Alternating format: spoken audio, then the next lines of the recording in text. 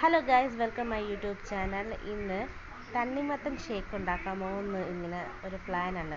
അങ്ങനെ ഇന്ന് തണ്ണിമത്തൻ വാങ്ങിച്ചപ്പോൾ ഷേക്ക് ഉണ്ടാക്കാമെന്ന് വിചാരിച്ചു. അങ്ങനെ തണ്ണിമത്തൻ ചെറുതായിട്ട് ചെറിയ ചെറിയ കഷ്ണങ്ങളാക്കി നമ്മളൊരു പാത്രത്തിലോട്ട് മാറ്റുവാണ്.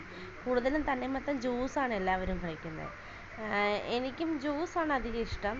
പിന്നെ ഇത് ഇന്ന് ഒരു വെറൈറ്റിക്ക് വേണ്ടി ഒന്നും ഷേക്ക് ഉണ്ടാക്കാമെന്ന് വിചാരിച്ചു. അങ്ങനെ അതിലേക്ക് നമ്മൾ തണ്ണിമത്തനെല്ലാം കട്ട് ചെയ്തിട്ട് അതിലേക്ക് അവിലും പഞ്ചസാരയും പാലും എല്ലാം കൂടി ഇട്ട് മിക്സ് ചെയ്തു. നല്ല രീതിയിൽ മിക്സ് ചെയ്യണം.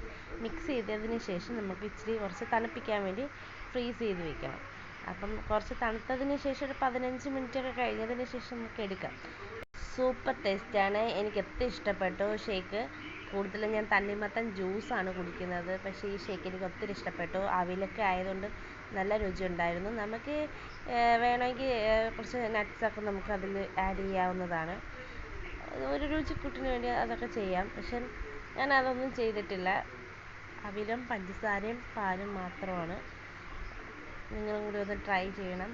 ഇനി അടുത്ത വീഡിയോ വരുന്നത് വരെ ഓക്കെ, ബൈ.